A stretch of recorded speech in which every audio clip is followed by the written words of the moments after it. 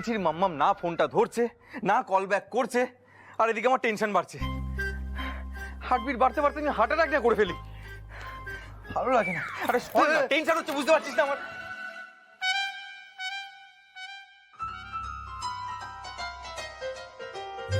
আরে মুখের সামনে থেকে সরো না, মেয়ে তোমাদের ভূত ভাগিয়ে দেবো একেবারে। চাত্তেরি, আমরা কি করলাম? আমাদের কি দোষ? চুপ চুপ, একদম চুপ, কথা বলবি না।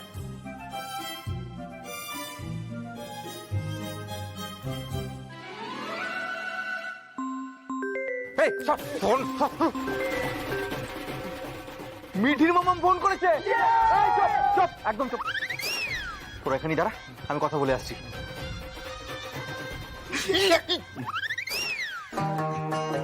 হ্যালো ম্যাডাম, কোথায় আপনি? আপনি ফোনটা করছিলেন না কেন? কল ব্যাকও তো করছিলেন না। আমার টেনশন হচ্ছিল। সব ঠিকঠাক আছে তো? মিঠির কিছু হয়নি তো? দেখুন, যদি কোনো সমস্যা হয়ে থাকে একবার আমাকে বলুন, আমি এক্ষুনি চলে যাচ্ছি। শুধু বলুন আপনি। আরে দাঁড়ান দাঁড়ান দাঁড়ান, একটু দম নিয়ে নিন মিস্টার চক্রবর্তী। আমাকে একটু কথা বলার সুযোগ দিন। আচ্ছা আচ্ছা, ঠিক আছে ঠিক আছে। আসলে আমার আপনার সাথে দরকারি একটা কথা ছিল। আমারও আপনার সঙ্গে একটা কথা ছিল। তাই? ঠিক আছে, আগে আপনি বলুন। না না, আগে আপনি বলুন। না না, আপনি বলুন না আগে। না না, আই ইনসিস্ট, আগে আপনিই বলুন। না না না না, আপনি আগে বলুন প্লিজ। না না, কোনো ব্যাপার নয়, আপনি আগে বলুন না। এই দেখেছেন তো, এরকম করতে করতে আবার ওই গানটা শুরু হয়ে যাবে। একটা বিখ্যাত গান আছে না, ওই উত্তম কুমার আর ওই সুন্দরী নায়িকা, কি যেন নামটা, গানটা কি যেন, আর ওই বাইকে চড়ে। এই পথ যদি না শেষ হয়। হ্যাঁ হ্যাঁ হ্যাঁ হ্যাঁ, ওটাই ওটাই, এরকম করতে করতে ওটা হয়ে যাবে আর কি। যাই হোক, ঠিক আছে, আমি আগে বলছি। আসলে কি জানেন তো, আপনার সাথে একজনের ব্যাপারে কথা বলার ছিল। আর যার ব্যাপারে কথা বলার ছিল, ওনার সাথে কয়েকদিন ধরে, মানে কয়েক মাস ধরেই আমার খুব ঝগড়াঝাটি হচ্ছে। আমি তার নামও জানি না। তো ওনার ব্যাপারে জানার জন্য আপনি যদি একটু সাহায্য করেন, খুব ভালো হয়। মানে আপনার কাছ থেকে কিছু ইনফরমেশন চাই ওনার ব্যাপারে, মানে ওর ব্যাপারে।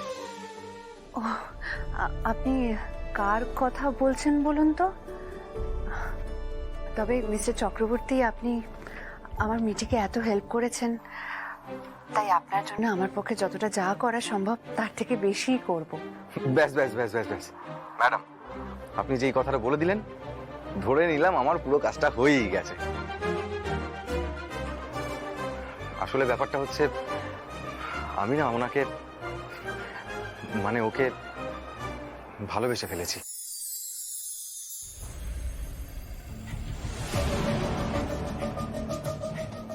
বেটা, কিছু চিন্তা করিস না।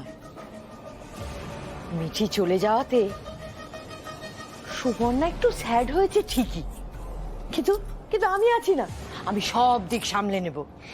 আর তাছাড়া এখন এই রাজ্যপাট আমাদের আমাদের ইয়ামো, এবার শুধু এমএলএ প্রলয় চক্রবর্তীর সাথে মিটিংটা হয়ে যাবে, তারপরে আমাদের বিজনেসটাও দৌড়াতে শুরু করবে। ঠিক বলেছি, একেবারে ঠিক বলেছি। হ্যাঁ, ওটা আমি দেখে নেব। বৌমা, আচ্ছা, আমি পরে ফোন করছি তোমার। কাম কাম কাম। হ্যাঁ, আমার বেটার পাশে একটু দাঁড়াও তো দেখি। এই তো, বলছি কি, অনেক দিন ধরে তোদের দুজনকে একটা কথা বলবো বলবো বলে থিঙ্ক করছি। এবার তোরা ভবিষ্যৎ প্ল্যানিং কর। আমার কিন্তু এবারে উত্তরসূরি লাগবে। এত বড় বিষয়, সম্পত্তি, মানে দেখভাল করবে কে? মম, এক্ষেত্রে সুপর্ণা যেটা ডিসাইড করবে সেটাই ফাইনাল। মা, আমাদের বিষয় সম্পত্তির মালিক একজনই, and that is মিঠি। আমার ব্যাড লাগ যে আমি ওকে হারিয়ে ফেললাম। বৌমা, আমি একটা কথা বলি তোমায়, কিছু মনে করো না। মিঠি তোমার সৎ দাদার মেয়ে, নিজের দাদাও তো নয়। মা, মিঠি এই পরিবারের মেয়ে, মিঠি আমারই রক্ত। কিন্তু ডার্লিং, তুমি... আমি ঠিকই বলেছি, যবে থেকে মিঠি গেছে আমি ওকে মিস করছি সানি।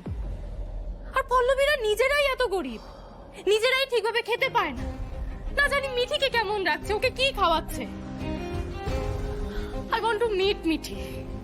আমি ওর সাথে দেখা করতে চাই। হোয়াট?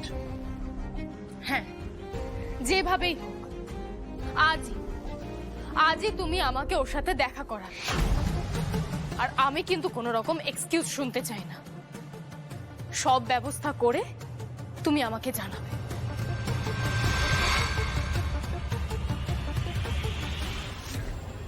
ডাকছিলে বাবা? কি মনে করেছো তুমি? তুমি কি আমার মাথা কিনে নিয়েছো নাকি? তোমার মা বৌদি তাদের তুমি পৌঁছে দিলে না কেন? এত রাগ তোমার? রাগারাগি করবো না তো কি করব? এই বাড়িতে কি কেউ কি আমার কোনো কথা শোনে? মা আর বৌদিকে বারণ করলাম ওখানে যেতে, কি করলো? সেই সেজে গুজে ড্যাং ড্যাং করে চলে গেল। মা যেখানে ভালো করে জানে ওই পরিবারটাকে আমি সহ্য করতে পারি না, তাও ওখানে যাওয়ার কি দরকার ছিল? আমার খারাপ লাগা, আমার আবেগের কি কোনো দাম নেই? আছে আছে, নিশ্চয় আছে নাতি বাবু। নেই নেই নেই, আমার আবেগের কোনো দামই তোমাদের কাছে নেই। আছে আছে নাতি বাবু, নিশ্চয় আছে। কিন্তু মাঝে মধ্যে তো লাভ লোকসানের হিসেবটাও করতে হয়। বলে যেও না আমরা রাজনীতি করি, রাজনীতিতে আবেগের চেয়েও বেশি আমাদের লাভ লোকসানের হিসেবটা করতে হয়।